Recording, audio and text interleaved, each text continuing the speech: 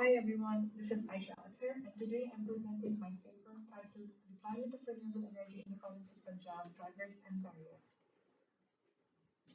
I have selected the province of Punjab as a case study as it is the world's fifth most populous subnational entity. It houses major industries of Pakistan and contributes most to the national GDP. This province is an economic hub recognized for its service and agricultural sectors. It is a major consumer of electricity with 70,000 gigawatt hours of energy reportedly consumed in 2020. The aim of my research is to study the drivers and barriers for implementation of renewable energy in Punjab, the second highest province in Pakistan.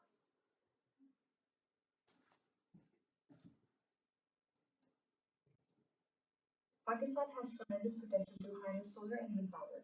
According to the World Bank, if only 0.07% of the total area is used for solar power generation, it could potentially meet the country's current electricity demand. On the other hand, wind power can also be significantly developed and utilized considering that the nation has several well-known wind corridors. Over a period of 1.5 years, a study was carried out by the World Bank to estimate the percentage of renewable energy generation required to achieve S301 targets, which are to incorporate 20% variable renewable energy in the total energy mix by 2025 and 30% by 2030. As per the report, this can be achieved with a massive and major expansion in solar and wind power. At least 6,700 megawatts of wind power plants and 17,500 megawatts of solar PV needs to be installed by 2030. Additionally, substantial investments in the grid are required to support energy transition away from domestic coal. Investment is also needed in the transmission system, including new automation and control systems. In summary, the climate finance will facilitate the rapid expansion of renewable energy systems.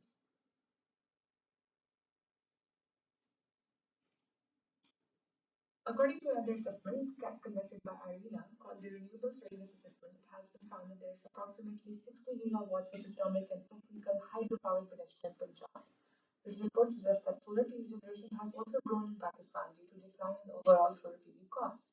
As for the stats, the sector grew with 400 megawatts of solar PV projects in 2015 to 2016, which in turn created 15,500 local jobs.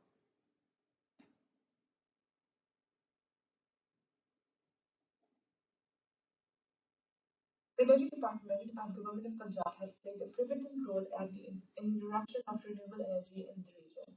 As per, as per the Energy Handbook, following projects are currently operational in urban and rural areas of Punjab. Only a few are mentioned here.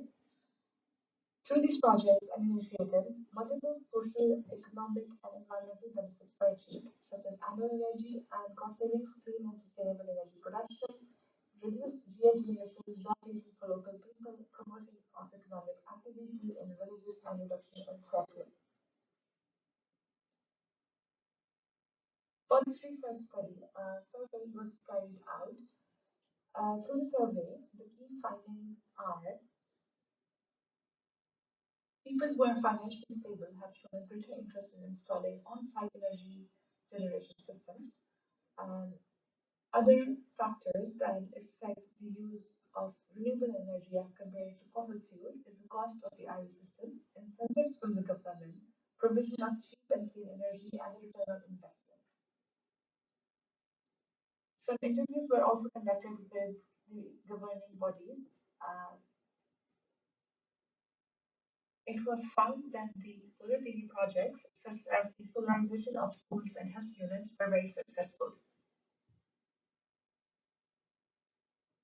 Now, coming to the drivers of renewable energy development in Punjab, these factors have been found the most critical. Many foreign investors such as the Asian Development Bank, USA, and China have shown interest in developing RE projects in Pakistan. The foreign investments have been successful so far, and hence through climate financing, we can ensure a promising, sustainable future for the region. The government has streamlined the net metering licensing process and has facilitated its citizens in developing on-site solar power generation, where they can also sell the surplus energy to the grid. Recently, taxes on solar imports were reduced, which led to many domestic consumers of electricity installing on-site solar power generation systems. On a commercial scale, the installed IE projects have yielded significant annual cost and energy savings. This has greatly encouraged the private sector to invest renewable energy projects as well.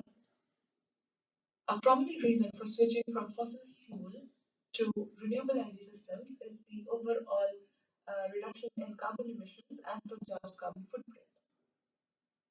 By having a stable and clean supply of energy, the region's industry units can perform at maximum efficiency, which leads to economic growth and development. With the rapid advancement in technology, there are better energy storage options which can be used to facilitate solar, wind, and hydropower plants.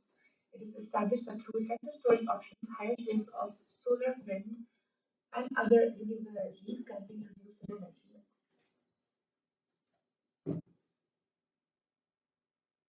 Now, coming to the barriers towards the deployment of IRE projects, in rural areas of Punjab, theft of IRE equipment such as solar PV panels, copper wires, and storage equipment is a prominent issue.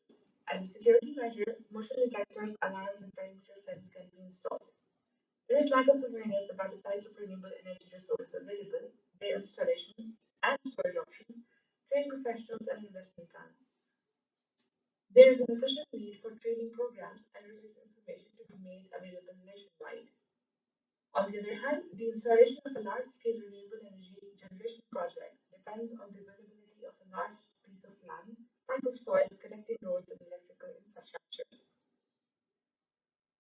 There is a prominent lack of well-defined policies for investments in different forms of IE projects in Punjab.